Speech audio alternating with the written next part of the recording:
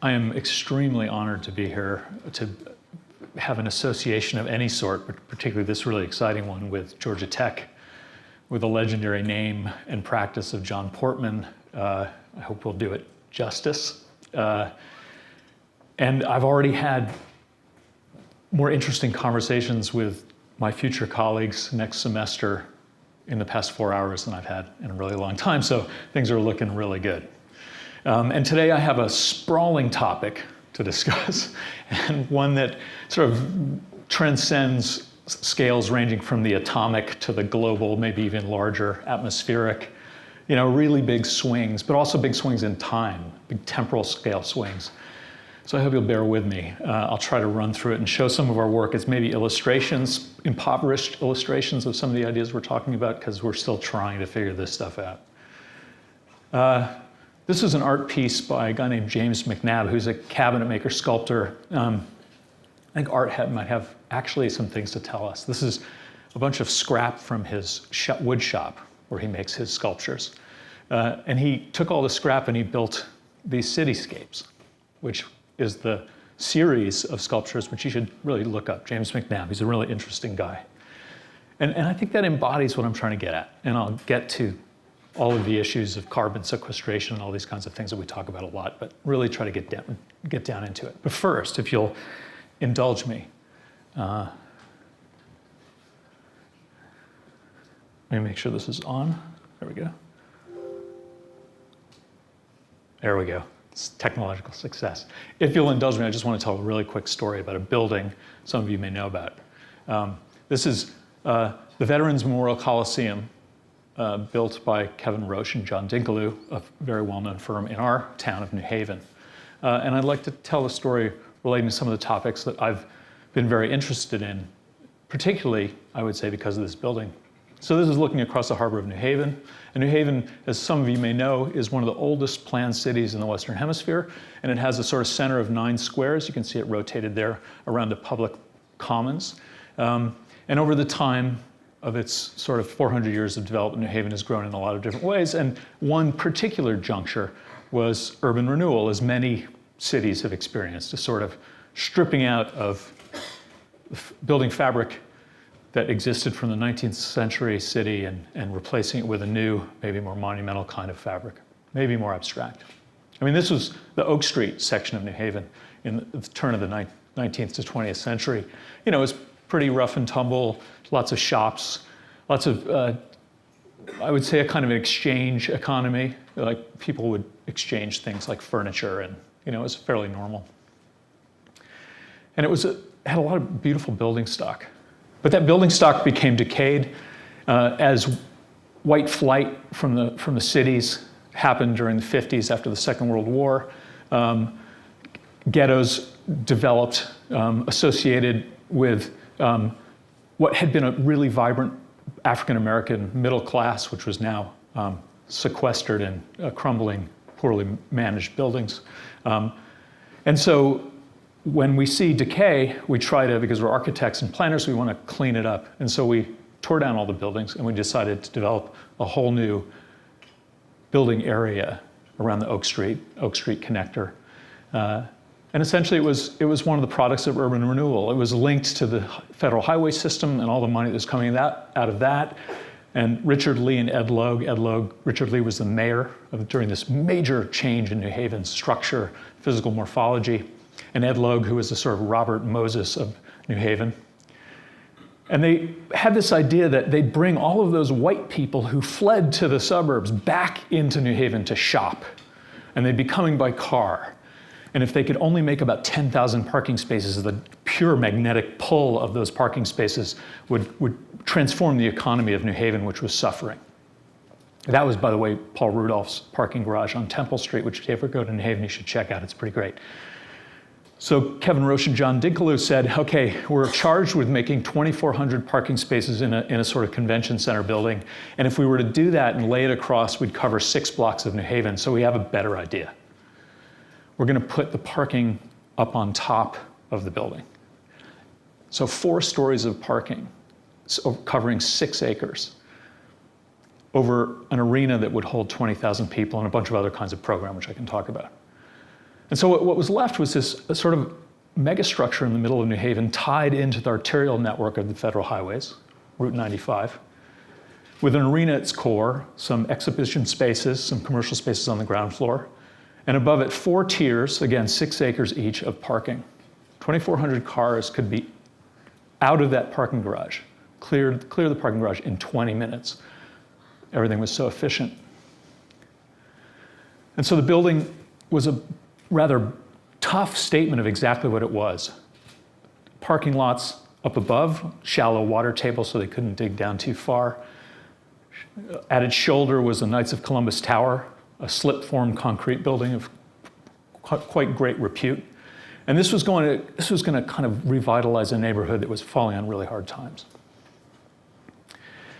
And so with these final visions of a sort of awning-covered storefronts that would replace the old historical buildings that had been there, the great American industrial machine ground into action. Taconite mining to produce vast ore fields, to produce the steel that would be shipped from all over the country to places like New Haven, to Bethlehem Steel, where it would be turned into structural steel. Gypsum mines that would be mined for Portland cement production, preheater towers, ready-mix facilities. This is how we build in America. And we were building a monument to that incredible capacity. And so in 1972, we opened the building. There were a few things missing. They ended up not putting the storefronts in at ground floor. They forgot to put in, or value engineered out, I should say, the expansion joints in the concrete slabs. And then they realized, of course, without expansion joints, those of you in construction tech should know, you have cracking. And then they told the city, the builders told the city, don't store any salt and don't put any sand. We use salt and sand up there because of the freezing roads. Don't store that on the parking lots. And of course, they stored piles of salt on the parking lot, and the salt came down and corroded the rebar. And so this incredible monument went from its opening in 1972, hosting huge conferences and concerts and basketball and hockey games and an AHL hockey team. I even went to a concert there. I won't tell you what the band was in 1979 because I'll be really embarrassed. But it was really cool riding up and down the huge escalators that would take you down to the atrium level. In 30 years, the building had decayed so thoroughly because of a lot of issues. It had decayed technologically, materially, because of the destruction of the concrete slabs. A $10 million bond was floated. A construction firm promised to replace all the slabs in the 4 parking decks. They got halfway through and said they'd run out of money. So the city then decided to just rent out half of the parking lot. So you could actually drive up to 90 feet above the street and look down through the framing of the building to the street below. And they closed the arena, so there was no activity. And then they just decided we can't deal with it. We're going to close it. And so in 2002, the New Haven Coliseum was an urban ruin hanging above all of our heads in New Haven. In fact, we moved into our office about this time, just a block away from the building. And I really didn't like the building. I was like, this is what's wrong with, post-urban renewal American planning. And then they announced it was going to be torn down. And that's about the time that I and these crazy hockey fans decided that we really loved the building and we needed to save it. And we went on this big campaign. And I was not involved in climbing up into the upper rafters and hanging that sign up, but they did. And my response was to say, we can actually use this building. We can reprogram it with incredible activities. We can use the resources that exist. And we're going to kind of revitalize the intent of the building as well, and that will fund the revitalization of the physical body of the building. And then we got people interested. Longworth Theater, which is a very famous repertory theater in New Haven, became interested in actually moving their theater into the building, and they asked us to do a feasibility study, and we said, okay, we can make a black box theater and a big proscenium theater with a fly space, and we can provide parking, and all of your suburban, mostly white viewers will be happy to come in safely because they can occupy the building, and it will revitalize the neighborhood, because the neighborhood still hadn't gotten revitalized. That's why we were able to move into our office, to a 4-floor office. And so we made these proposals working with students and other architecture firms. When we got together and we said, okay, this is our proposal to reprogram this building. And we presented it at a big presentation, and the mayor showed up and he was like, this is great. John DeStefano stood up and he said, this is what makes our city great. But we're still tearing the building down. And so as a last sort of like bid to this work that we'd done, we put the architectural model in the storefront of our office and came in one day and found that someone had written this in lavender nail polish on our windows. We just thought, this is too good to be true. We can make a story out of this, so here I am telling you the story. And when you get feedback like that from the mayor and from the population, the citizenry, you kind of realize that the game's over. And so we all gathered along, everybody in New Haven, to the big event. You from Atlanta, you're familiar with this. And we watched the great American capitalist industrial machine take down what they'd put up only 30 years before. And it was shocking. You've seen this in Atlanta. It's shocking to see a building of that scale, 9 acres almost in total, coming down. And you realize that suddenly, or I should say, I realized suddenly that not only had we were still paying off bonds for the building. It was really, really kind of a challenge to imagine it, to see all this material come down. But then we started thinking about what was lost. 76 metric tons of concrete to landfill, 6,000 metric tons of steel, shipped probably around the world at great expenditure of carbon dioxide and consumption of energy. And I can go through these metrics with you, but let's just say it's a lot of stuff. And that doesn't even entail all the systems and supply materials that go into that. And then, of course, the city promised to rebuild immediately, but 10 years later, we self-service parking lot, which, oh, by the way, also has impacts. 3,000 metric tons of asphalt, which is, has a lot of fossil fuel in it, and gravel, which has some impact on landscape. And we started to think maybe we're thinking too narrowly about the buildings we design. The site, the city, maybe it's not enough really to think about that, especially at this particular moment in history. And so we went to work. And our work is small. We don't get to build buildings as big as the New Haven Coliseum, but we did have a little project in a former construction site, which was strewn with material. And a local wetlands agency said, you can't leave that there, you're too near a water course and you need to clean it up. And so that the landscape contractor who owned this particular piece of land asked us to make a material storage barn. He had a lot of rich clients. He was up in northwestern Connecticut. And so he wanted something nice. And he said he didn't want to spend a lot of money on upkeep. And so like all architects with a desire to kind of tidy things up, we organized it into a system of pallets a material into a system of pallets that can hang on the side of the building, and that would be, the building would be dimensioned by the machinery that would actually load and unload the pallets and the stone, and then the machine would live in the building. And we arrayed it with a skylight of PV semiconductor, and we punched a geothermal heating system, ground source heat pump into it, and the building really functioned with net zero operational energy and emissions, which was pretty cool. It was made out of a lot of stock off-the-shelf space frame truss parts. We put it together in one day. We hoisted it into place on the pallet frames, and then we sheathed it in polycarbonate, which was translucent, thick panels of insulative polycarbonate, 2 layers around the steel frame with special gaskets to prevent thermal coupling. And the building, to this day, runs and actually pays money, it gets money back from the power company because it's net energy positive. And one of the things I didn't really realize was that, a building like this, which we thought of as a kind of utility shed, could have another kind of life. And that was exciting to us, that we thought that, actually tidying things up, is our job and we can get a lot of architecture out of it.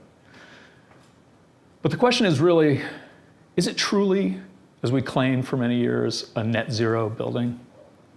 I mean, it's operationally net zero, but what we weren't thinking about was that side of the equation of where all that material came from how much energy was consumed and how much carbon was emitted in the process of extracting the material, processing it, transporting it, reprocessing it, assembling it, putting it into place. And then at the end of the life, maybe it's only 30 years like the New Haven Coliseum, where does that material go? And what kind of energy and emissions is consumed then? So is it really a net zero building? And the answer obviously is no. So this brings me to my topic today, carbon. A colleague of mine at the Yale Center for Industrial Ecology, Tom Grail, he's a kind of big daddy of life cycle assessment. He's actually a metallurgist who says that we use too much metal. He likes to hold up his cell phone to his first year class and say, every element in the periodic table, other than the radioactive ones, is in this cell phone. And I thought, oh, that's really interesting, because that means buildings have all that stuff in it too. And it comes from someplace. And this is not a new concept, but it dawned on me that we load so much stuff into our buildings now, especially to make them perform environmentally better, thermally better, in terms of moisture, better in terms of vapor, better, making them airtight. We load material and detail into those. And so I can talk about all those materials, more than the materials that were stored on the side of our material storage barn, but I'm just going to talk about one kind of material, carbon. Carbon exists all over the world, right? It exists in all these different kinds of pools or sinks. We know it's in the atmosphere, we're worried about that.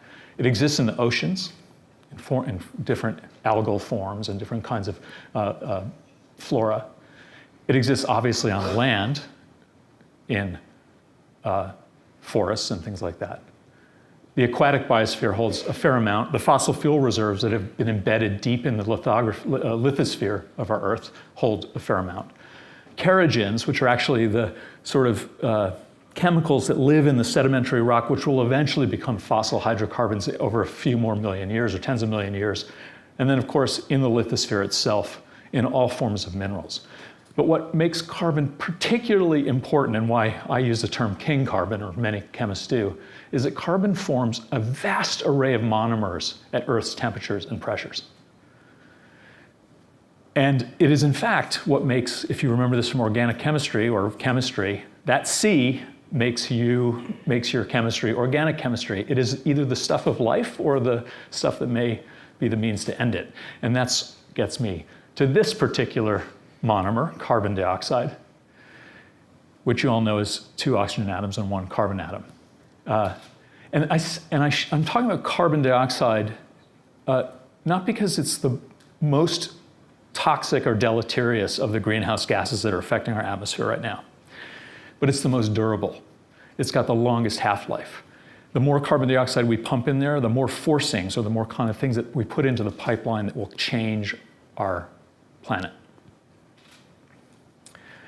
And this is pretty easily illustrated by carbon concentrations in the atmosphere for the last 1,500 years. You know, it kind of goes along for about 1,800 years until we hit the Industrial Revolution at a sustainable or homeostatic degree, and then suddenly it spikes meteorically, and it's well beyond the 400 parts per million that was considered too much. 350 parts per million is considered a balancing point. And when you track human population against carbon emissions, you get an interesting correlation. One might even say a causality, which is that we consume a lot of stuff and we emit a lot of things. And the more people there are, the more we emit. So the question is, what happens as we approach 10 or 11 billion people if we can't decouple carbon emissions from human consumption? You guys all remember from high school biology that we form a very good, strong carbohydrate called cellulose, C6H12O6, from a process called photosynthesis, in which carbon dioxide reacts with solar energy and water to produce oxygen or carbohydrate, and then that carbohydrate, plant matter, can be consumed and combusted, either for fuel or human fuel or industrial fuel, to produce more carbon dioxide. That's the carbon cycle.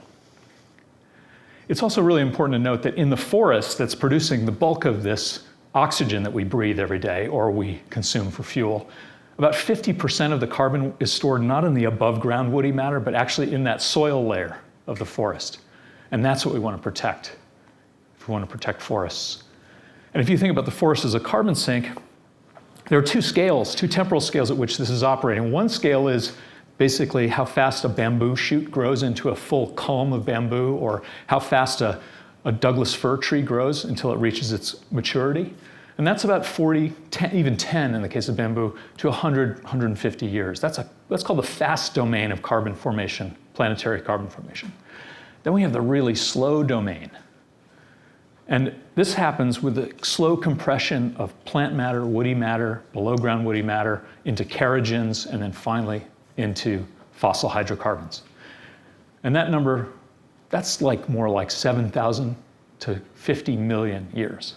So if you think that fossil hydrocarbons as a carbon-based storage system are anything we can tap into, I think you should think about it.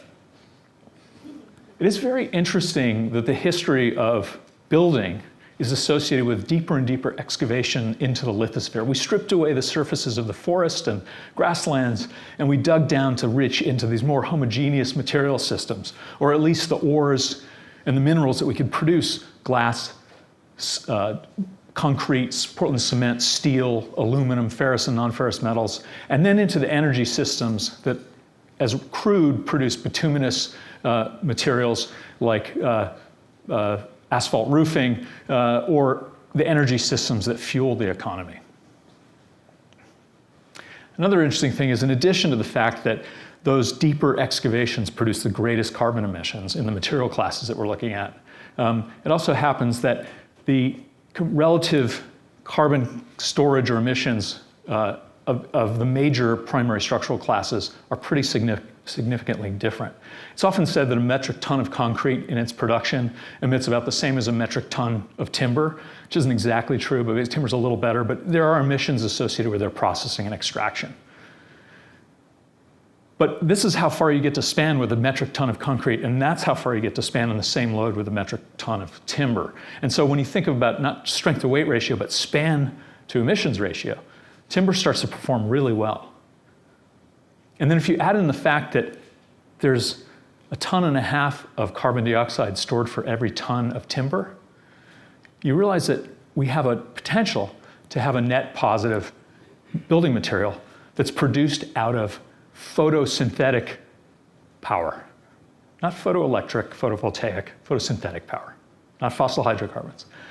And that was really interesting to us, because now we can start to calculate using very sophisticated arithmetic and really dumb diagramming, some really interesting possibilities.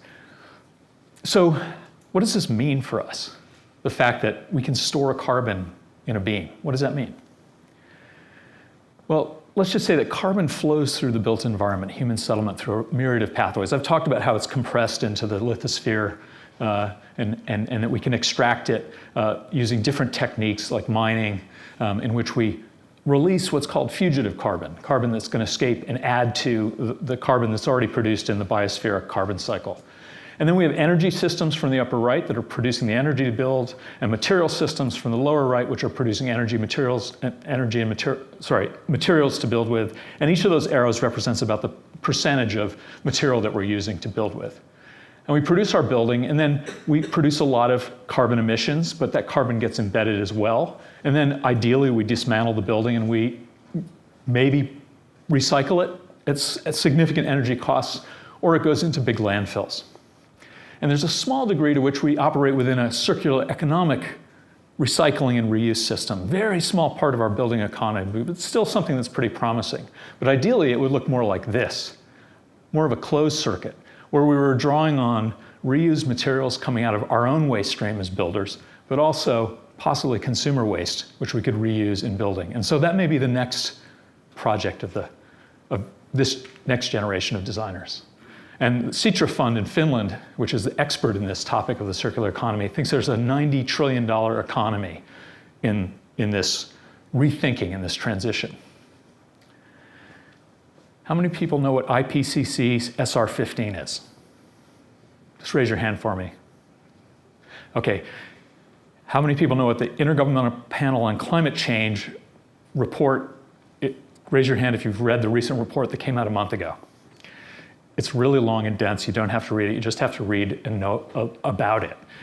Basically what it says is we have a carbon budget, and we thought to maintain a 2°C temperature rise, we would have until about 2050 to transition our economy.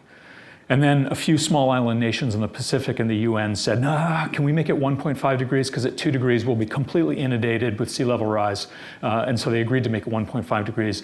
And now they have much more sophisticated data sets and modeling capabilities. And they've discovered that actually we have a very small amount of carbon left before we have significant climate change. And it looks like it's going to be about 18 years before we have irreversible climate change effects. I'm not trying to bum you out, although it's something to think about. And the reason you should think about it is that we, as a sector, represent about 50% of anthropogenic emissions. In other words, the stuff that you specify represents half of everything that the planet generates. We used to think about cars and all these kinds of things. No, no, no, the building sector is big time emitter. And we can start to work with that. We can game that. We have to understand it. So if at the beginning of the buildings, the day the client walks in the door and opens it up, we have spent 100% of our energy and emissions budget. That's of the building. The building life cycle is only 0 years old, the operational life cycle, and 100% of our emissions can be attributed to all the stuff that happened before the client opened the door. Over its lifetime, you start to emit more carbon through the operation. And in fact, what you're doing with an efficient building is, in a sense, saving carbon emissions, right? But if you're building super efficient, you may never pay off the initial carbon spike, the initial emission of carbon that you made in building the building. You build your passive house building, and you may never catch up with that first carbon spike. And it's interesting that also happens that a typical 2015 IBC code building, energy code building, will pay off its initial carbon debt through efficient operational emissions in, hey, 17 years.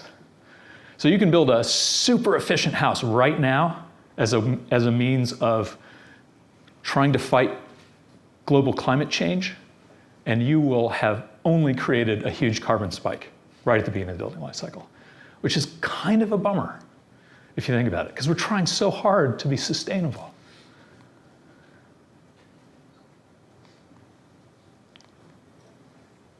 Here's another way of looking at it. This building right now, if we start measuring right now, has emitted no carbon from the minute I said that word. Over the course of its lifetime, 20, 30, 40, 50 years, it will emit in its operation lights, cooling, heating, replacement, refurbishment. It will emit carbon. If we build this building right now, brand new, this is how much carbon we emit, and this is how long it takes for us to pay off that, to match the carbon efficiency of an existing building. This is not to say that we shouldn't build buildings, but this is what we have to wrestle with. And we can talk about carbon sequestration all we want. There's lots of industrial forms of carbon sequestration that really haven't been, pumping carbon dioxide gas back into mines that hasn't been tested, but is getting funded pretty heavily. But this looks like the same stuff that made that in the first place, and it in fact is. And so we're not really catching up. So what do? Well, this is cellular timber, and for every ton of it, you absorb 1.5 tons of carbon dioxide. And you store it as long as you protect that wood. So where do we protect it? Forests. 50% of the forests of the Northern Hemisphere was covered in forests before 1500, and then now we've lost 20% of that forest. Right now, existing forests in the US sequester 11% of the emissions that we produce every year. But they have the capacity, if treated properly, which includes to some degree protection, restoration, but also harvesting, we could sequester 30% of US greenhouse gas emissions. So we're getting there. That helps. And for those of you guys out there who, like me, am worried about deforestation, which is really a very complex thing, forest loss is caused by a lot of things. Agricultural conversion so that we can have lots of hamburgers at McDonald's. We deforest so that we can get to that really good rock underneath the forests. Suburbanization. The act of building with stick frame construction techniques is that we actually deforest. And then, of course, finally, climate change is causing forest fires and lots of nasty parasites and viruses which are hurting forests and making them unhealthy. But when I see this clear cut in Cheakamus Community Forest in British Columbia, this is not deforestation. This is harvest. And we're already seeing the signs of all that DNA that's in the forest soil starting to go to work to produce carbon-absorbing plants, which will eventually, through a series of successions, become large trees over 100 years. And so this is truly a renewable resource if sustainably managed. This is deforestation. The soils will never be recovered. The valuable biological material in those soils will never produce. They're not there, and they would never take a long time for them to produce anything. And we're running out of these resources that we keep digging out of the ground. We're running out of sharp sand. Can you believe it? I mean, all those beaches and deserts, and yet we're running out of sand, which is a constituent part of concrete, not to mention potable water. And then we dump a lot of the stuff on top of the surface of the earth. Some of us call it waste, some of us call it cities, which actually take away the biomass potential of the earth's surface. So here we are, we're like the handmaids of climate change. I'm getting like nervous that I'm even calling myself an architect. And we have to contend with this problem, which is in the next 50 years, if we build it with the morphologies that we build with right now, we're going to cover 3 times the land area that cities and suburbs do right now. So the question is this a geotechnology? I don't mean like geoengineering, like firing particulate matter into the atmosphere and hoping that the temperature drops. I'm talking about trying to take advantage of existing biological systems and ecosystems to try to store carbon and mitigate climate change. So here's where I get to do the little digression. It's like the moment where I get to talk about our work. But it really is in the service, I hope, of sort of pressing my argument a little bit. As Scott mentioned, I was trained as a cabinet maker and furniture maker, and then I had middle-class guilt and I went to architecture school. This is one of my favorite joints. It's known as the foxtail wedge tenon, or in Japanese woodworking, I happen to be working in Japan right now, so I'm really interested in it, jikoku kusabi, which literally means in Japanese hell joint or hell connection, because what happens is it's just a simple mortise and tenon joint, and those of you guys who have worked in the wood shop are probably familiar with this, where typically you would just push the tenon in, but in this case you drive wedges into the edge of the tenon, so as it goes into the mortise and hits the back of the mortise, it expands and locks itself in. And so if you don't get it just right, you can't break the joint apart without destroying it. You can't take it apart and test it, make sure it's about total precision, but it's also this kind of hermetic knowledge of the cabinet maker, like they knew, they nailed it, and no one else will ever know.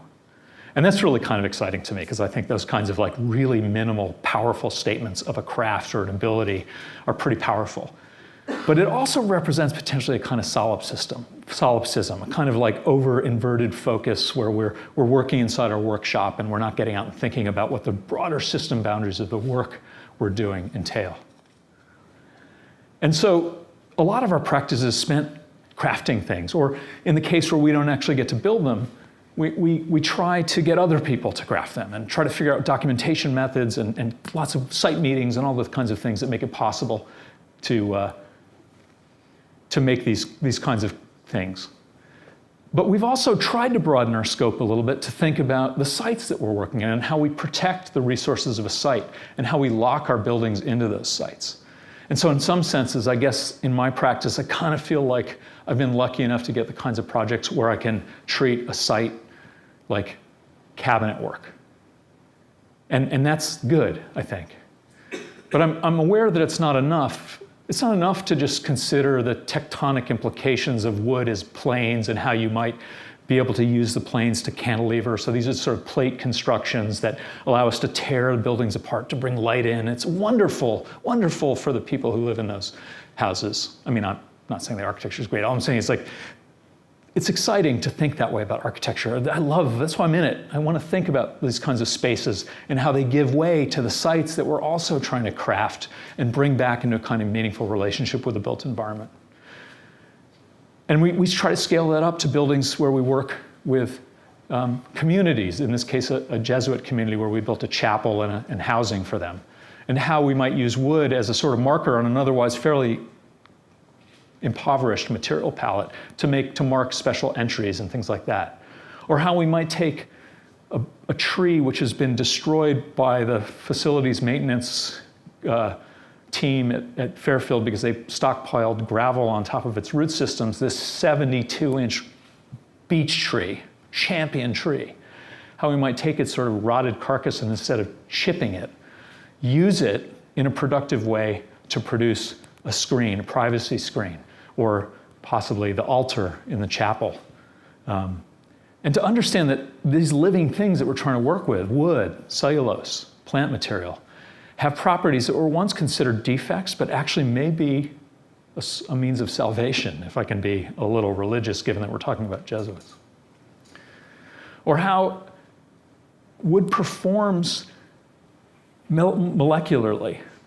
If you char it using yakisugi, which is a technique of charring wood to preserve it, you consume the oxygen that all the fungi and different microorganisms love, and they chew up in the wood. You actually remove the outer layer of oxygen and you make it essentially inert, or at least as long as it stays on.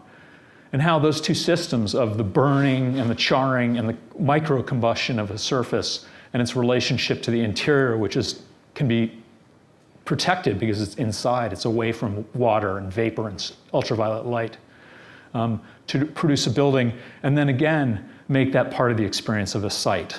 And in this house in particular, as we stared off to the east in the Atlantic, it's hard not to think about the relationship of all the effort and material and money and the investment that we make as human beings in our buildings. I don't live in a house like this, but I care a lot about where I live, and I want to make it as nice as I can make it. And that investment is something we have to protect because it gives us human spirit. I really believe that as an architect. But it also costs us. And so those costs and those benefits are what we're weighing. Or just the material performance of something as simple as a sheet of paper that if you bend it, you produce stiffness. And we experimented with that with some simple plywood for an acoustical shell in a performance space that we made in an old firehouse in New Haven. There was a recording studio. And how we could make the diffuser out of cutting just simple operations of slicing plywood.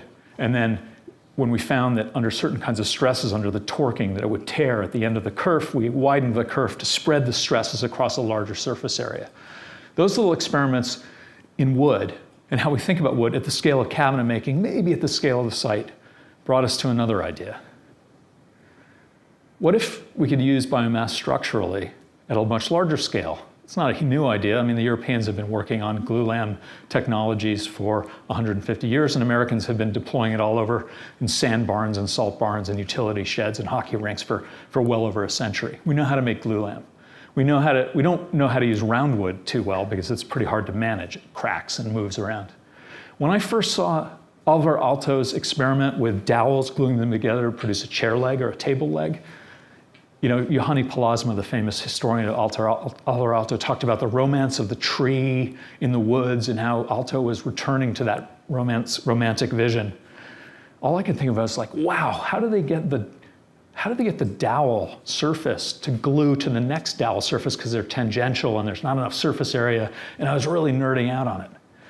And I like the idea that adhesive can glue together vast numbers of small sticks into really large structural sections, or alternatively, that you can micro grind cellulose and turn it into an amazing product, as they are at the University of Maine in Orono, into nanocellulose, which has incredible applications, including transparent plastics, bioplastics. We can game the cellular structure of wood. You know, wood is just a bundle of straws, right? And it's hollow. And we can game that to actually fill the lumens or the voids with different kinds of polymers that could protect it from rot, protect it from fire. We can use different machining techniques that are completely radical in the wood industry, but not so much of a big deal in the metallurgical industry. Or we can game the fact that wood is hygroscopic, it's moisture loving, it absorbs moisture, that's how trees live, and figure out how we might change architecture simply by the change of moisture content in the material. What could that mean? In this case, at the Institute for Computational Design in Stuttgart, Achim Menges' students are studying making apertures that open and close with different humidity levels. But the one I like best, or the ones I like best, are this really age-old thing. You guys know what this is, finger jointing, and it produces really strong joints. If you take a long board and you make a finger joint like this, as Unilam did for the Living Building Challenge, and you tried to break it, it would probably break at that guy's thumb, not at the joint. And we can make really big sections, much bigger than this one, joining small pieces of wood out of the forest together to produce massive sections. And actually, the glue lam industry already knows how to distribute different grades of material throughout the beam. They know that they want the really good stuff at the tension edge, and so they put the highest grade material at the lamination and the tension edge at the bottom in a simple span. And they load up the compression edge with the slightly lesser grade, but still good. And then they put the junk that they would otherwise throw away in the middle because there are not that many stresses in it. You know that from structures. Or our friends in Europe who are actually finding that they have a lot of European spruce, but they have a ton of beech. And so they made beech laminated veneer insets that they inlay into their structural timbers. And they make giant dowel joints out of beech laminated veneer so they don't have to use metal. They don't have to use steel connectors. And so we went to work at this larger scale, building houses with glue lams, taking advantage of the curvature that you can get out of laminate glue bending, seeing these amazing barn structures, as this one in Ontario, and willfully misinterpreting this frame that's lying on the ground to produce larger structures. This is a vehicular bridge that we built about 20 years ago, which is still functioning just fine. It's a 10-ton axial bridge, which we saw a 30-ton truck drive over, and we watched the whole thing flex and then came back to life, and it survived because wood has amazing elastic bending capacity, which makes it good for seismic design. Or this other bridge where we had to bring little pieces of wood together and glue them together, or bolt them together on site because we weren't allowed to actually put any foundations in this watershed. And then we tried successfully, but it was a big step for our construction company to build a suspension bridge. And we had all the work done at Unilam, the same place that produced all this material for your living building across campus. And then we got out onto the field, strung our wires, and tried to make that thing line up and work. But we learned a lot about working at large scale. And in the end, we had a building that used big pieces of timber placed in a remote situation, sourced relatively locally, and we transformed a river basin into a place that people could live and be and enjoy. And we were really proud of it. And we also understood that plywood functions as a bidirectional structural system, right? It has alternate layers or plies, which make it stiff. And that's been translated up into scale to produce kind of plywood on steroids, or the material du jour, cross-laminated timber, CLT. And we started playing with that as well, and went to work with all the different kinds of potentials that might exist. And we tried to apply it not in open landscapes, but actually in cities in Stamford, Connecticut. And we built this frame out of hybrid steel and glue lam construction, and we had to design a cupola for above the merry-go-round with these beautiful carved wooden animals. And we thought, oh, the cupola should be carved too. And so we modeled it to be made as a sort of topographic section, and that we would install it into this roof above the merry-go-round. And so we went to work with Structure Fusion in Quebec, and they had, because no American manufacturer could do it, we had a European manufacturer produce it and ship it. It was cheaper than getting an American manufacturer to do it, which absolutely broke my heart. But we're getting there. And we made this cupola, which is about 40 feet in diameter, and installed it in about 3 days in layers and components. And now it represents a sort of celebration of this great new carved merry-go-round that they put into the building. And I always wondered whether the kids riding around in the merry-go-round would get sick to their stomachs looking up at this thing. But anyway, it is a giant CLT experiment, and it's based on the tectonic systems of CLT. It's a flat plate. How do you make it work effectively? How can you invent around it rather than just using it as decking? And that brings me to the next scale up. So we moved from our little like cabinet experiments and interiors, and now we're talking about building at a scale which addresses economies, the bioeconomy. It's amazing that those spruce seeds actually will produce, with water and carbon dioxide and a good soil medium, over about 80 years, a metric ton of building material. That's a really good way to produce building material. It's a lot better than sintering minerals. So we built this school, which was supposed to be a model of environmental efficiency. It was for a school, a public charter school in New Haven that taught inner city kids about ecology and farming. And so we thought, oh, we should build a building, make it the most efficient thing we can. So it was loaded with lots of technological bells and whistles, sustainable technologies like photovoltaic arrays and ground source heat pumps and lots of efficient reused materials. But what we really focused on was the different kinds of tree species that we could load into the building through this method of standard industrial processing of material and build it into the structure of the building. And as we did so, take all that carbon out of the forest as above ground woody matter, leaving the bulk of the carbon in the soils, allowing it to restore itself, and basically put that carbon in the form of wood carbohydrate into a bank. And the bank was going to be the building. And so we went to work. Wood, by the way, is super amenable to prefabrication techniques. So all of you guys working in your fabrication labs will find, and you already know, that using wood as a relatively soft material, it's really efficient and it's light. So 5 carpenters can produce a fairly complex building in the matter of 5 weeks with 1 crane operator. That building was enclosed. And we tried to basically put as much material into it as possible and to also make, hopefully, really good spaces for the kids and the teachers.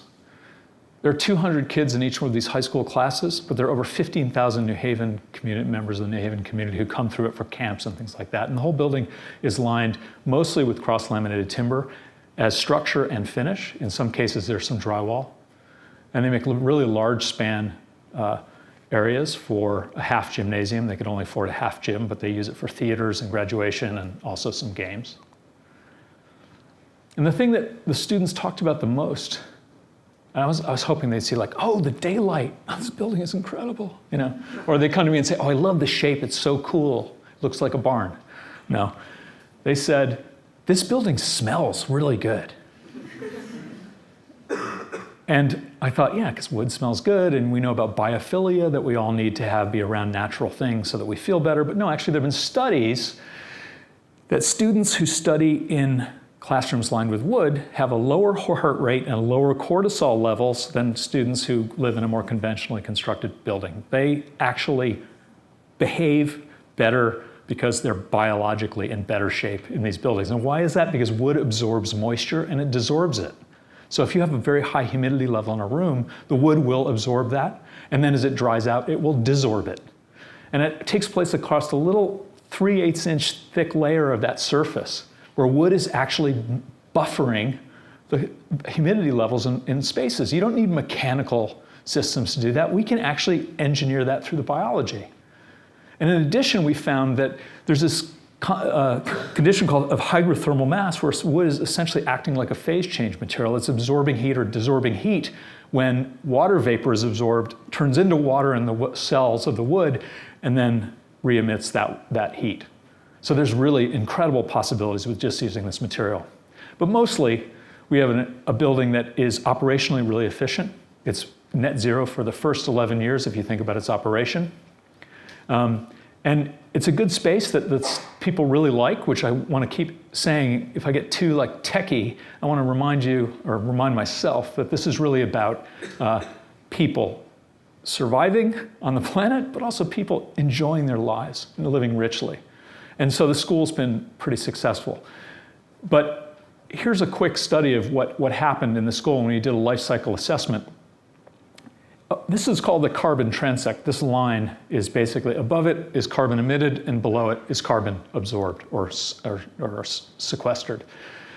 Each component of the building was measured in its impact in terms of its embodied emissions, and you can see that all of these parts and components emit carbon, including wood.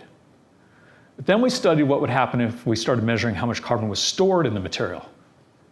And what we found was furniture, partitions, stud walls, dividers, roof framing and decking, external decking, facades, frame, oh, and of course the site, because we did a lot to protect the site soils. That's where we get to store carbon. Electrical elements. Guess what the biggest emitter is? Take a guess. In all the electrical system. PV. The thing that's saving us energy cost us the most to make in terms of carbon emissions. Almost as much as concrete. So if we think about this system of material consumption, we like to think of ourselves as makers, but we're actually consumers or the agents of consumption. We realize how much power we have. And we just ran these guys through a really quick calculation, and we calculated all the material that was in the building. We realized that essentially there's 450 metric tons of carbon dioxide just stored in the building structure and finishes, which is the equivalent of about 100 cars' annual emissions. And so given that we know how to build type 4 construction, heavy timber construction, and it exists in the code and has for 100 years, and we know all the details to protect the metal connections from fire. Steel needs to be protected from fire. Wood, which chars naturally and protects itself, doesn't. We were able to build buildings of quite real sophistication. This is the firehouse where we did the recording studio, and that one of our the client of that asked us to build a dormitory for his visiting musicians. And so we built it out of CLT, closed off a street one morning just before Halloween 3 years ago, and built the enclosure of this building in one day. All prefabricated, assembled in one day on a roof with one crane, 2 carpenters. And we take people around, we go like, what would it be like to live in a wood-lined building? What do you think? And some people go like, oh, I wish, can we put some sheetrock over part of it? You know? But we just left it exposed because we knew that that was gonna take away one more trade, slow down the process of emissions that we were trying to avoid. And maybe the rooftops of unreinforced masonry buildings around cities like New Haven will become the new suburban lawns. And so we carried that forward, and we're starting to build larger and larger buildings using cross-laminated timber and glulam in the city. We're getting code modifications, doing fire testing on some assemblies. I don't want to get into that too much because there's a larger scale at which we're considering this stuff. And we're doing this in downtown New Haven. We have the support not only of a new code that's going to come into play in 2021 that will allow much taller mass timber buildings, but also a really invested regulatory community. Our building inspectors and our fire marshals are engaged in trying to solve the problem, not just be intransigent and difficult. And I really appreciate that. And so that brings us finally to this topic, carbonomics. And I say carbonomics because, seeing how I'm doing here, the question is, how do we shift our economy from one that produces one landscape to this much denser, more efficient landscape? I mean, we have the know-how with wood. We know how to do it. We have produced, unfortunately, this morphology, sprawl, using little sticks of wood to produce small houses that spread across landscapes and entail enormous infrastructures, energy transmission, roadways. You know it, right? Many of us live in these kinds of neighborhoods or ones modeled on it.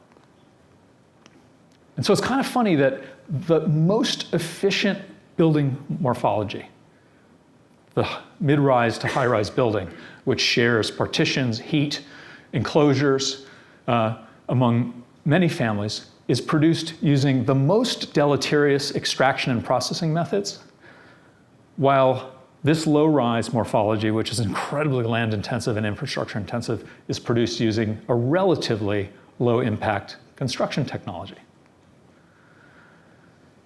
That suburban house, that one suburban house, has wood in it, and it sequesters 48 tons on a certain area, but in that same area, we can actually place a multi-story building, and we can sequester 6-7 times as much carbon, which is increasingly important if you consider that 18-year time frame. How do we load carbon into the built environment? How do we make the buildings carbon sinks? And as you scale up, you start to see real possibility of not only storing carbon and moderating climate change, but actually mitigating it more wholly. And that became the subject of our work.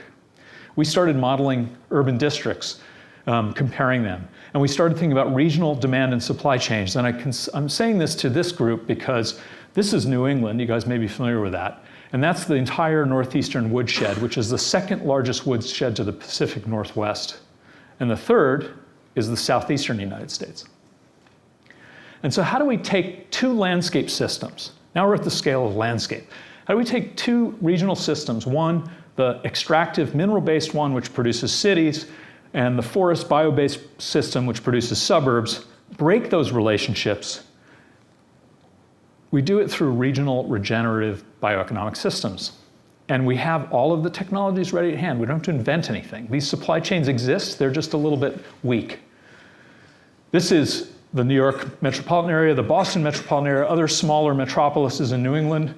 This is the incredible amount of material that can come out. I'm not talking about cutting down forests for good. I'm talking about the trees that die every year, the mortality or flux of forest systems could produce the demand for buildings, mid-rise buildings that we need to build for the growing and urbanizing population.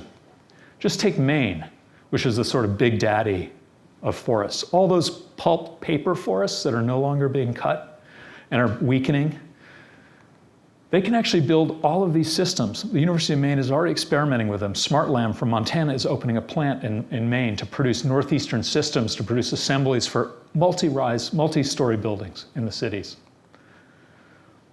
And we can not only talk about primary structure, we can get into insulation systems, rigid cellulose insulation, plywood, sheathing, exterior and interior finishes, even bio-based vapor barriers. And we can key them to the forests that we know how to cut. We have a history of cutting them up and down the eastern seaboard. We know how to move that material well. I'm not advocating that we fill our rivers with logs, don't get me wrong. We have really small and effective foresters who know how to cut materials. And so given that, we thought, okay, we're going to call New Haven Timber City. Why New Haven? It's on the shoreline, there's no woods, because we have a really great forestry school at Yale, and we have a pretty good architecture school, and we can get together with them and work with engineering and public health, and we can model New Haven as a place that will absorb carbon, become a carbon sink. And so in that same neighborhood where we built the Acme Hotel and the firehouse, we started to model a 7-story building using a series of techniques. We modeled different uses, office use, 2 cores for egress, obviously, and we actually structurally engineered housing and different kinds of configurations using nail laminated timber, glue lam, and also cross-laminated timber. And in the end, we had a 7-story building which could hold about 40 families, tested for gravity and wind load, so it was legitimately sized. And we started counting up simply by weighing our models, weighing the material takeoffs, how much carbon was sequestered. And then we took that basic system and we multiplied it so that we could respond to different site conditions and bulk zoning requirements. And we produced this template of buildings. And then we took an equivalent area of Maine forest land, a cut.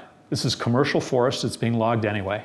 And we took one section of it, 1,500 acres, and we modeled it as a region which was essentially 60 parcels that could be cut over 60 years, 1 parcel a year. 375 continuous acres, 1/4 we left in reserve for large mammal population migration. I can talk about that later. And then basically what we did was we gamed the way forests grow. They start with a disturbance, sawing, cutting. They start to initiate, and then they eventually start to produce meaningful forests. And forests with really broad biodiversity in their cultures. And we store a lot of carbon in the soil. And we store a lot of it in the reserve forests we left, and we store a lot of it in the tonnage of carbon that we cut. And we save that by moving it into the ninth square, which, by the way, owes this much debt in carbon emissions and it's being built.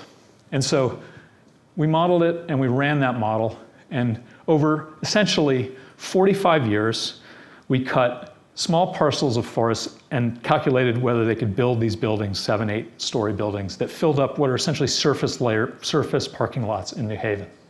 And over that time, we were able to store a huge amount of carbon in the city. Carbon that was preserved in the forest and forest soils, carbon that was reabsorbed as CO2 through photosynthesis as the forest regrew, carbon that was stored in the buildings in this new kind of urban carbon sink, and then finally, all the carbon emissions we avoided by not using materials that required a lot of energy and a lot of intensive technologies. And just to put that in perspective, that's worth 65,000 cars' annual emissions. If you put a dollar value on it, carbon right now is running at about $30 a ton, that's its value. But with this new IPCC report and William Nordhaus, who just won the Nobel Prize in Economics, his estimate is that at $150 a ton by 2030, this is how much that carbon storage is worth in the city. And it goes upward to the point that Nordhaus and his colleagues estimate that by 2100, carbon emissions, in other words, to waste carbon, to expend it into the atmosphere, will cost you $29,000 a ton. So if you're an industrial polluter, you're in trouble. But if you're someone who's building cities and you build them out of biogenic materials, you have a gold mine waiting for you. You know, tell your kids to invest in the timber industry. Of course, it's going to entail a lot of work. And so just to really recap this and wrap this up, there's a cyclical system in which forests live and die. And every time the trees get cut down or knocked down by wind or burn, there's a little loss of forest carbon, forest soil carbon, but it replenishes over time. We just wondered what would happen in addition to this natural mortality of forests. We moved that material, instead of letting it rot and re-emit its carbon dioxide because of fungal decay, we brought it into the city. And we know that with suburbs, we get some storage capacity per land area, but with really big assemblies and the kind of dense assemblies required to build tall buildings, we get a lot of carbon storage. So suddenly, two landscapes which were considered in conflict with one another are now synergistically linked through material production. And if you carry it out to the global scale, and you look at that carbon sector, transect, below is carbon stored, above is carbon emitted. This is our current business as usual track that carries us well above the danger threshold, 2 degrees Celsius or 1.5 degrees Celsius. Just as a thought experiment, if we were to build all the housing required based on population growth in 5 to 10-story buildings out of mass timber over the next 50 years, that's how much carbon, nearly 6 gigatons of carbon we could store in the built environment, in the things that we build, not forests. And that's what it does to that business as usual curve. It pulls it down below the guardrail that the IPCC has set. In other words, we have prevented catastrophic climate change. Now that economic transition is really unlikely to take place. It's going to be really hard to do, but it's incumbent upon all of us to really start to assess the broadened system boundaries of our design analysis, why we specify a particular material, how far we have to move it, and what happens at the end of that building lifetime. Where does that material go? That's what we'll be designing, buildings that are responsive to the ecologies that they disturb, that take advantage of the vast waste streams that we produce in a capitalist society, in a healthy capitalist society. And they also consider the end of the building's life or the end of its current life and where that material might go. That becomes your design project. That's an exciting design project for us. And so I'll close with this quick story, a global story. We were asked by the United Nations to produce a microhouse. They called us up in May and they said, hey, can you build a microhouse for a July 9th event? We were like, great, July 9th, 2019. And they said, no, 2018. And we said, no way, can't do it. And then, of course, I got connected. I talked to Lisa, my partner. She's like, we really should do it. And I'm like, we can't. It's 6 weeks away. How could we build a building in 6 weeks? We haven't even designed it. And then worse off, we got connected with my colleague, Anna Dyson, who runs the Center for Ecosystems and Architecture and is a collaborator with me. And it was the worst combination of people possibly to put together in a room because we decided that we could do it. This is what the UN faces.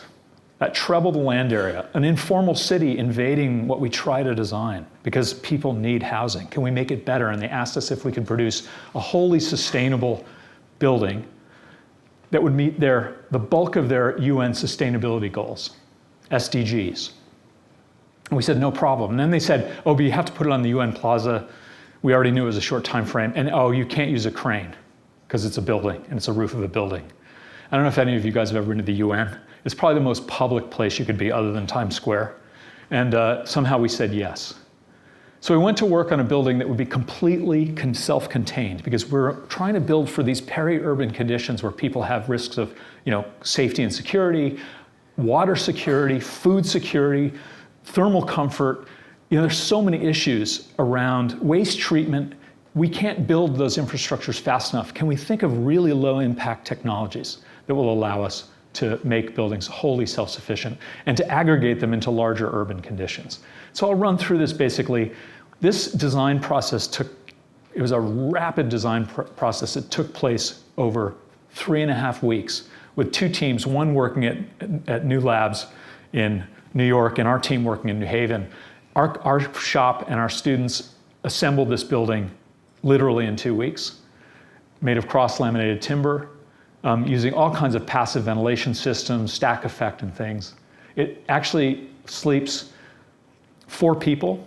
There are bunks that are built into it. It has a kitchenette and a toilet and a shower, a composting toilet. It's built entirely out of regional material.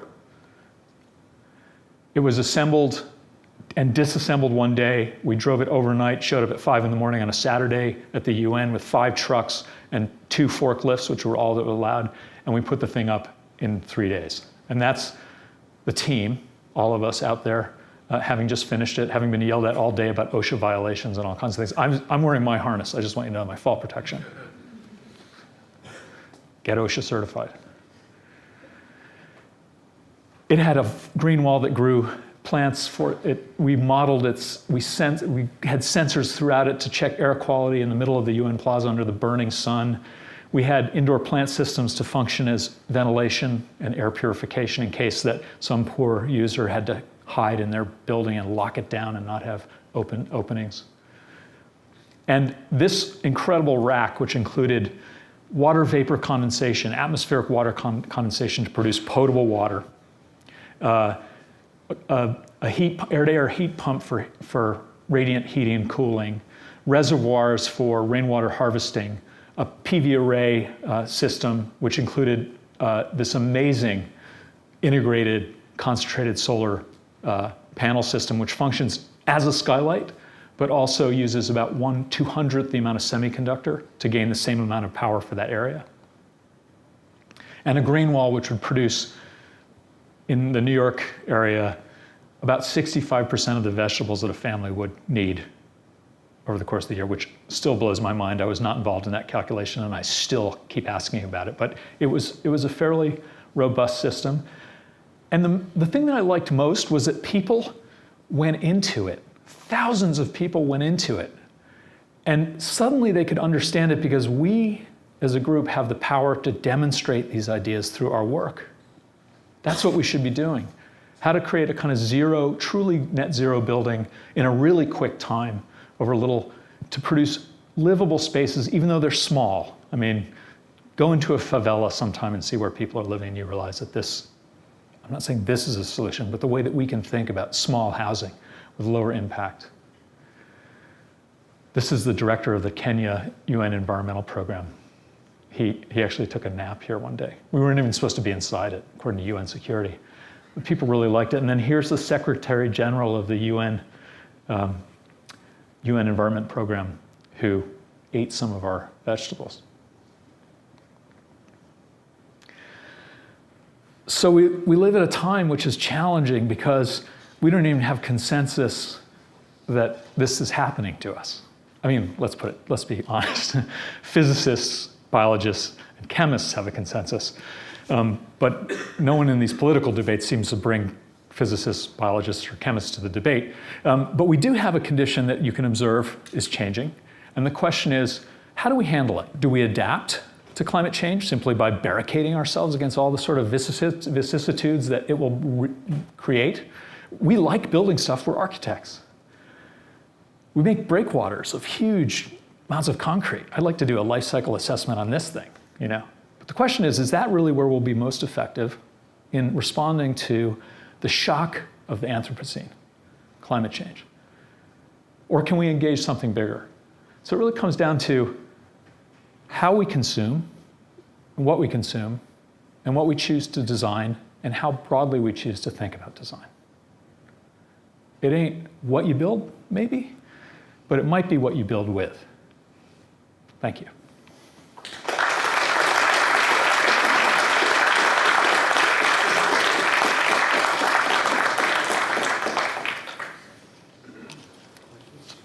Sure. So, Alan is more than happy to field questions. The advanced students should have some questions. Not to put you guys on. We're looking at you. I had to rush through that. I know, because I didn't want to lose everybody, so I thank you guys for the time. But there was a lot of information there, and I'm happy to talk to you individually or answer any questions you have now. So.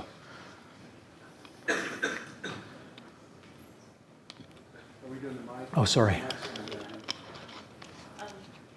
I just have a quick question about building heights. I have a quick question about building heights. Yeah. Freed and the people over at the High Performance Building program tell us that it's very difficult to run a building off of PV and net zero. I know we're talking about performance and not construction. That's more than 4 stories high. So how do you see that affecting the way you design buildings and the way urban environments? Great question. So there are 2 questions in that. I'll answer the last one, which is really important. One of the things about thinking about buildings as systems is that a building is not a system. A building is part of a much larger thermodynamic system, land use system, but in particular thermodynamic. Let's talk about thermodynamics and energy production. I think it's a fool's errand to try to make one building do what we tried to do at the UN. It's throwing too much hardware and technology at one building when we can use more shared communal resources. District heating, for example, district heating and cooling, where you're using more land area or appropriate land area for energy generation. And you're basically, it could be biomass incineration, it could be wind farming, it could be any number of things, PV arrays, that serve a lot more people. We don't need to build national energy grids, but we do need to think where buildings are most effective in being surfaces for energy generation, and when they're not, don't put them on just so you can get your lead checkpoint. There's a second part of your question which asked about height. And you were talking about the efficiency of energy generation for PV and basically a needle. Obviously, the top of the needle isn't going to give you much surface area that's relatively in the right angle, and the surface of the wall might be shaded by physical structures around it, whatever. There's also a question about how tall should we be building? And one of my slides showed the Burj Khalifa relative to excavation. And when you think about building the Burj Khalifa where they were actually pumping concrete over 100 stories with ice water jacketed pump lines to prevent the concrete from curing in the pump lines. I think in a desert environment, I think we have to really reevaluate the way we think about what is good in architectural expression and what is the right thing to build. I think we do have to have an ethical position about it. But I do think it derives from some technical parameters that can be evaluated. And we can optimize the way all of these systems work, and we can start to play the built environment like a really beautiful ecological machine, which shares different surfaces, different soil systems, different habitats to optimize everybody's experience. So that's super utopian, but I do think that's the direction that we're going to need to go. We may not close that circular economic circuit where we only use post-consumer waste or building waste, but we got to get toward it. And then we got to find all these different ways to store this vast amount of carbon that we pump into the atmosphere. So your question is really, really important because it would be, I just can't stress this enough, one building ain't going to do it. This is a big sector-wide operation that we have to take into account, and we have the data sets and the computational capacity to really analyze it, which is what's the most amazing opportunity. Good design applied with really good data and really powerful computation will help us get there, but it's going to take a lot of creativity. That was a really long answer to a great question. Sorry about that.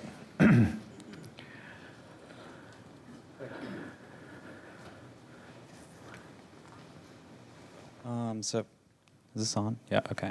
So the last part of that got me kind of curious because I'd been thinking about something as you'd been talking about a lot of this stuff, and I don't know if you've kind of gotten that far yet because it's kind of big picture, but what about a lot of the social engineering and everything that would have to go on to get people to accept this? I mean, considering that we're kind of in one of the poster child cities for like urban sprawl in America, you know, so where are you kind of at on that? Well, you know, the economists, I'm really not an economist, so I'm treading on really super thin ice, the kind of ice we have nowadays because of climate change in the Northeast. So this economic transition entails social transition, consumer transition, demand side transitions. It's really complex.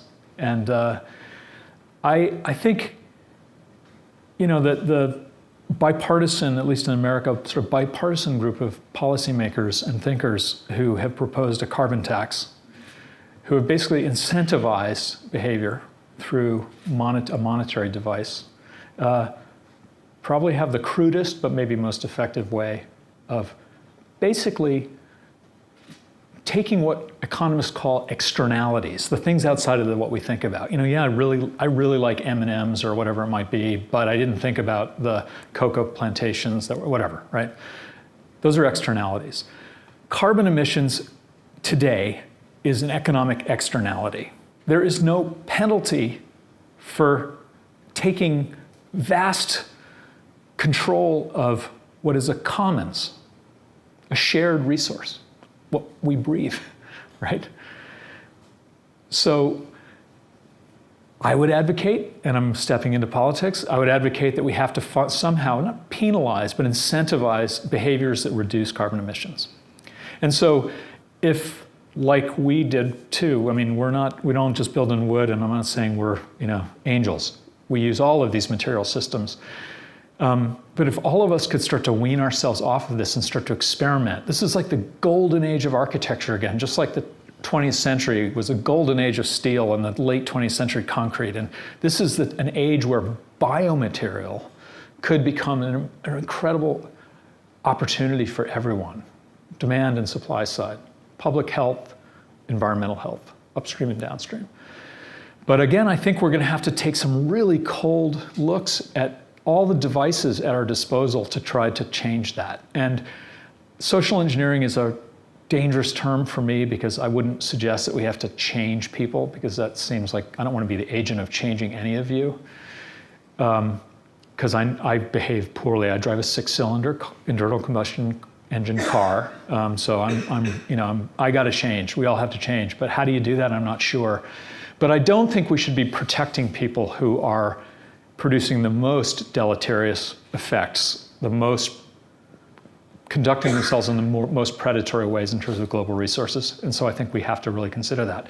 There's another side to this question, and I'm sorry to go on, but are you guys familiar with the Kuznets curve? It's basically, it's the connection between wealth of a society and the amount it emits or the waste it produces, right? So as you get richer and richer, you produce more and more waste in order to get rich. And then we're supposedly in the US, because we're the richest company and we're the biggest emitters per capita, now we're tailing off emissions because we can afford to do that. And someone in a developing economy might say, or an advancing economy might say, hey, we want to get rich too. We want to have a better standard of living too. And we need to do so. We need to use basic oxygen furnaces instead of electric arc furnaces for our steel. And we need to build with concrete because it's right here. We can dig it out of the ground and under the jungles of Cambodia to produce housing in China and India. You know, I mean, there are huge global problems with this. I don't really know how to answer it. I'm like the wrong guy to ask. But I know that in our room, we have instruments of action that we can take and use. And that's what I just ask all of you guys to really look at, and look hard at it. Don't look at the labels. Like really go back and you have, it's really dumb quantification. You can make a crude estimation of the impacts you're going to have by the decisions you make. You don't have to be perfect. You just have to be in the ballpark so that you can game this system.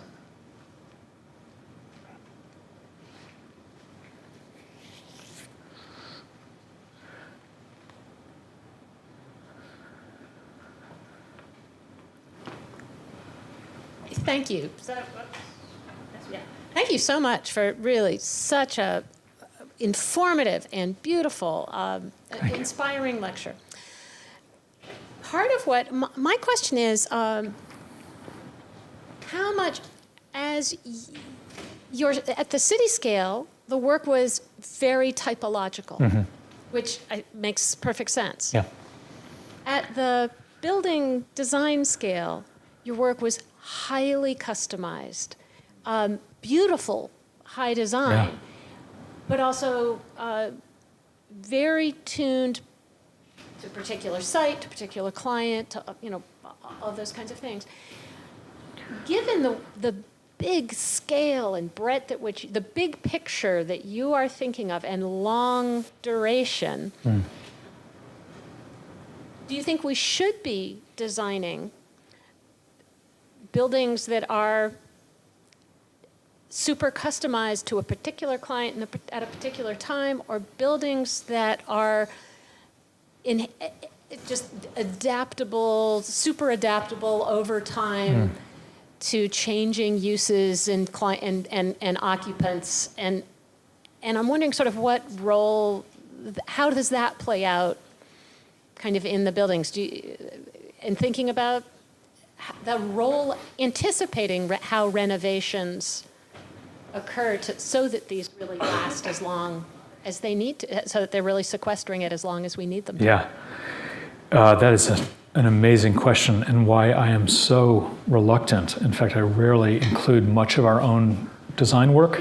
Well, thank you. But it is, I guess I would say part of this is a mea culpa for being an immature guy who liked making stuff. I'm like the guy who liked joints and connections, and then I got to think at a bigger scale. And so the arc that I described is really an arc that my partner Lisa and I and the amazing people we work with and the clients were able to get, we followed that trajectory, which was sort of like kind of opening our eyes and going, oh my God, we're actually not just cabinet makers. We actually have an effect on bigger systems, and we're engaging bigger systems. So I thank you for the really nice things you say about the work. I look at it and I think exactly, it's just like, this is not a model for how you move forward. Because if you study circular economic theory, for example, what we're really trying to do is make extremely durable buildings that are reflexive and responsive and adaptable, so that we don't have to tear them down every time we stop needing them. And we know this exists organically in human culture. We inhabit places that people have discarded. So I would say that it will always be hard for architects not to design something special. I have not met an architect in my life who didn't give a damn about the quality of the spaces and the materials and all the things that they were putting together. And I would guess that among everyone here, whether you're literally an architect or an architecture student, or you're someone who just happens to love architecture and be interested in it, you care about that moment that you can actually, where you have agency. And so we will inevitably try to all make beautiful things that make us happy and make our clients happy. But I do think we need to change the way we think so that we can think about those adaptabilities that make the things we make have longer durability, which means that we're doing less work on them. They function better, just technically, but also socially, programmatically, whatever you can apply to as a demand on architecture. I think that the relationship between what you love to do as a maker of things and what you consume and the waste you emit, I think that the thing that connects those two potentially conflicting desires is awareness. I would say that you should go ahead, if you happen to have a client who wants a merry-go-round that's a beautiful thing that little kids in the city can celebrate. They were so behind that, they were willing to take the time that it took and find the people who could build it. We should be doing that because we want to make convivial, beautiful spaces for people to live in. All we have to do is think, as we tried to do, like, oh my God, we're cutting Polish forests, we're shipping them to a plant to build CLT in Austria, then we're shipping it across the Alps to a port in France, and then it's getting shipped to the United States, and then it's being trucked up to Stamford, Connecticut from New Jersey. You're just going like, this is a terrible idea. And yet, in the currency of dollars, it was the cheapest thing we could do, given the thing that they wanted and we'd come up with. And so that's the other issue. What's our currency in all these calculations? What's the unit that we're, and I just think we have to play broadly with all of that. And it's a pretty lame answer to a great question, but I wouldn't use the spectacular, the moderately interesting stuff that I may have shown you here, but the spectacular models that we look at in architecture, which are just formally amazing and incredibly complex to build. It interests me less that it's formally exciting than it is that someone figured out a really smart system for the manufacture of that difficult thing. And that's the kind of stuff that you guys are doing right here. You know, you're saying, yeah, I can make any tchotchke with a great shape, but now I start to apply some pressure to it and start to say, I can make it, but could I make it more efficiently? Could I contribute less to a waste stream that will never be diverted from the School of Architecture model shops? You know, how can I do those things? Don't stop being creative. Just broaden the system boundary of your analysis.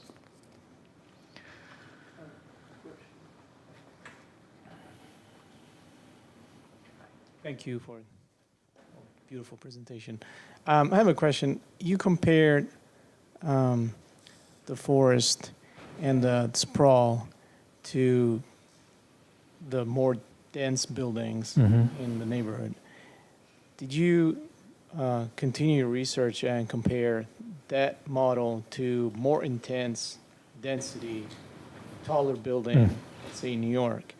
And is there a point in which those buildings start to make sense because they have a higher density on a smaller site, and then you can get more people to live in a smaller place? Yeah, it's a great question. There are all kinds of metrics that we can apply to that. One might be, I don't know, urban conviviality. You know, what's a convivial city? Some people say 8 stories. You know, Toronto experimented with hyperdensity, and they're like, whoa, too much. New York, Manhattan is a very particular, it's resource deprived in the sense of its land area. It's not resource deprived in a lot of other means. And so we can build tall, we have good foundation material. You know, there's a lot of things about each particular place. Personally, when I look at the demographics globally, what I've seen from the research that we've been doing, we're not going to be building 20 stories buildings for people. The bulk of building, and it will probably be close to 95%, if not more, of the buildings that we build in the next 30 years for a burgeoning population and urbanizing population, will be 5 to 10 stories. Because once you top above that, you actually start demanding new kinds of technologies. You know, construction technologies, operational technologies. You may even start being less efficient in terms of surface areas. You know, we learned that a 1-story building with a giant footprint is less efficient in terms of surface area than the multi-story, more cubic building. Well, it's the same thing extended vertically. It's a problem. Why do we build tall buildings? Is it really because of density, or is it because we're trying to produce a signboard for some marketing purpose, or I don't know, hubris? These are questions I ask myself. But when it comes to wood, where a lot of really smart people are spending a lot of time trying to build a 40-story tower out of wood, I say it's a distraction. It's a waste of time. And, you know, I was on the jury for the 2014 Tallwood Prize, which awarded 2 12-story buildings, which neither of which were built. Meanwhile, Gerald Hines said, we're going to build a 7.5-story office building in Minneapolis, and we don't want the prize money because we want to keep our secrets. And he built it. So the one project that wasn't awarded by the tall timber competition was built because it was modest and it was achievable. And it will become the exemplar for another generation or decade of building, because it was, what can we do with the resources we have that meets code, or at least falls closely enough within code that we can do it? And that's the question, again, that goes back to the question that you asked, Alan, which is, where do we apply the horsepower to the problem, and what is the purpose of it? If the program is to show off and build a 120-story building in the desert, then we all have to decide whether we want to be involved in that or whether we should. And I think politically, as a body politic, have to also say, okay, you get to do that, that's cool, but it has a cost for you, not just money cost. It has another kind of cost. So we assumed, based on the demographic data that we were working with, that we were looking at the sweet spot of mass timber, too short for concrete or steel to be a particularly viable economic alternative, which is why you notice there are a lot of 5-story stick frame buildings on top of non-combustible podiums going up all over New Haven and Atlanta and the New York exurbs or outer rings. And then it jumps up to 12, 13, 14 stories where we get into systems where concrete and steel are pretty affordable.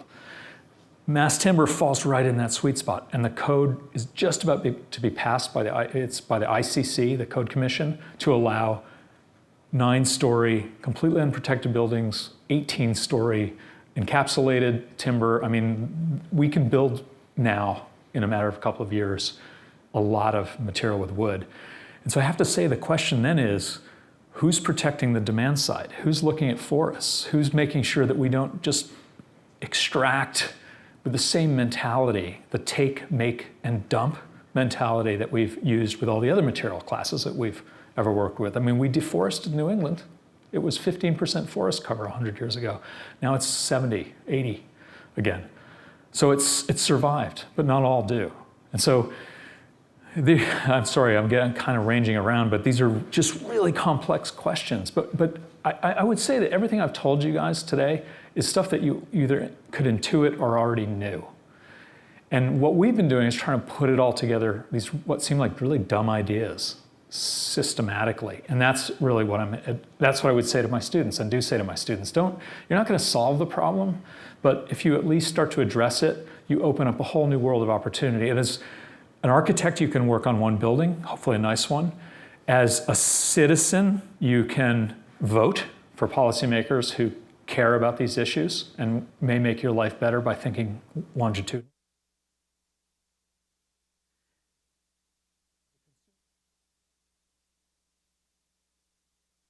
Specification sheet that came with this building, we represent the demand side, and so we can actually change by what we specify and ask for and put into our buildings. We can change the manufacturing culture.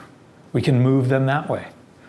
You know, Forest Stewardship Council is an example of that. LEED, for all its flaws, is an example of that. The Living Building Challenge is a great example of that. It's a demand-side impact. And so, you know, talk to your client. Yes, you have that agency there too, but we can work and demonstrate principles where we are most expert. And we just need to know about the other stuff so that we can really start to account for it. It's just an economics 101 kind of thing, accounting.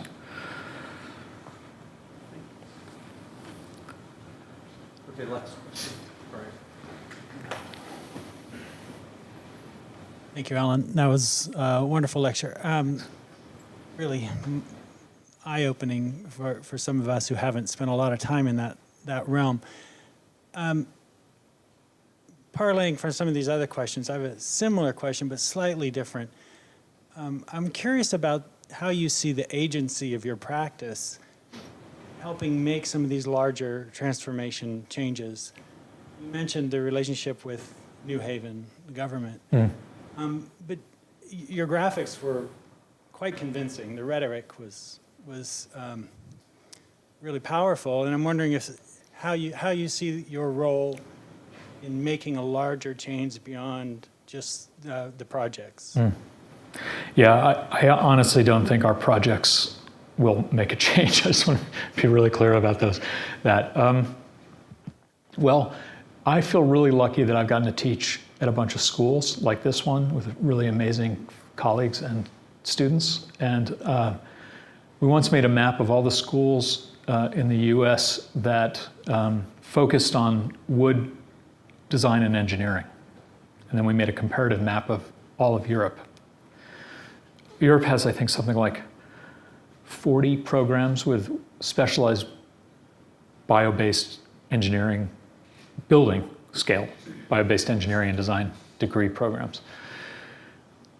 The US, and I think even Canada at that time, a couple of years ago, had 0. So yeah, material science, forestry, yes, but no one was studying actually the synthetic side of that, which is design. So I feel like working with my colleagues and teaching like the people who will be the leaders in our sector in a few years. I mean, I'm old enough, like things go really fast. It's kind of amazing.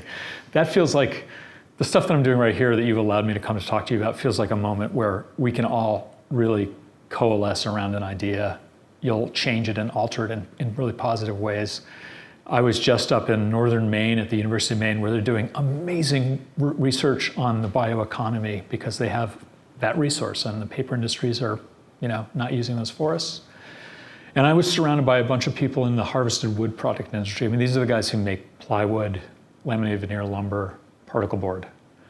And I would say they're probably, if I can take liberties here, they're not aligned with a sort of liberal environmentalist agenda.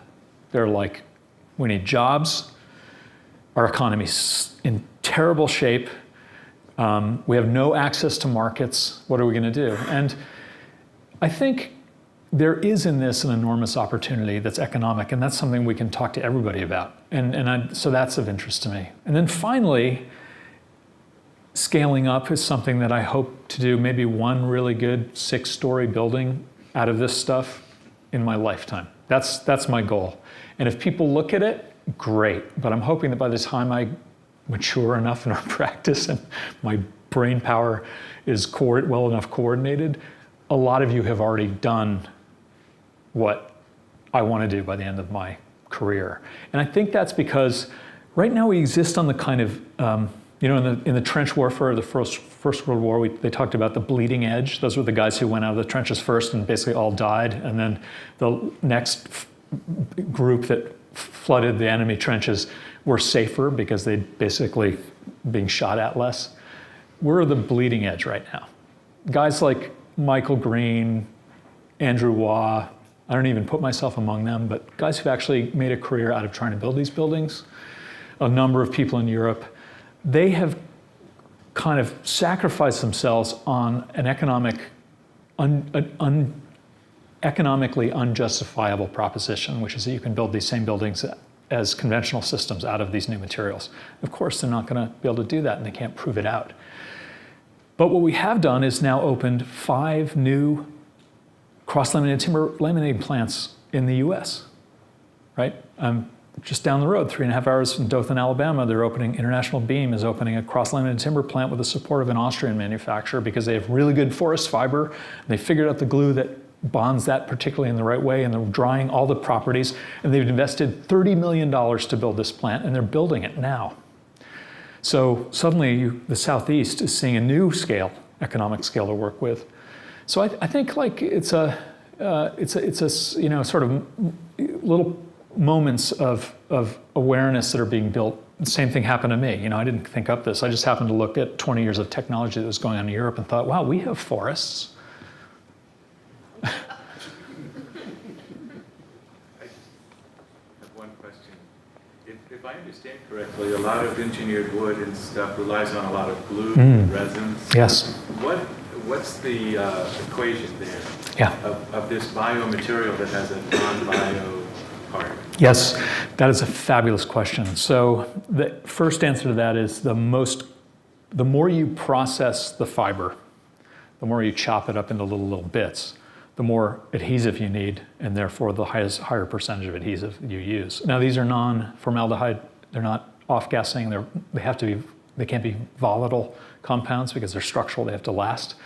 So there's not toxicity involved in the final product. There's some toxicity involved in the processing of it. So the high-strength urethane glues and epoxy resorcinols and all those things are structural glues that are stable and inert and not off-gassing. But they are based in fossil hydrocarbon technologies, and so they do have impacts. As you move into the systems where you use larger and larger pieces, one end of the continuum is a solid timber cut out of a big tree that is just using its natural lignin to hold all these fibers together. You have a very low toxicity and environmental impact from glue processing. As you move toward oriented strand boards and particle boards and things like that, you have higher and higher amounts of glue and more emissions. So it's a pretty simple equation. The thing that interests me about lamination technology is that you're optimizing the entire breadth of the forest that you cut. You can potentially use mixed species to lay up with different properties to lay up into the system. You can use less glue because the glue joints are incredibly small. They're 1/100th of a millimeter in some cases when properly glued. You reduce the amount of glue. But the real hope is technology that's happening right now, research that's happening to produce bioglues, which use lignin, which is a natural glue in trees. And when we can make a structural glue, when we can industrially produce a structural glue that's using hemicellulose and lignins, then it's untouchable. But yeah, there are impacts to making a glue lamp, but that net 0.47 tons of carbon dioxide emitted for a metric ton of timber, if you compare it to mineral-based technologies, and we need steel and we need concrete, I'm not sure, and there will be hybrid systems that will solve amazing problems with timber and concrete. I could have gotten into that. You just can't compare them. And if we don't use these biomaterials, we'll use those materials, and then we're not even in the discussion. So it's always, again, part of this careful measurement. I've worn everybody out. Thank you. so much. Thank you, guys.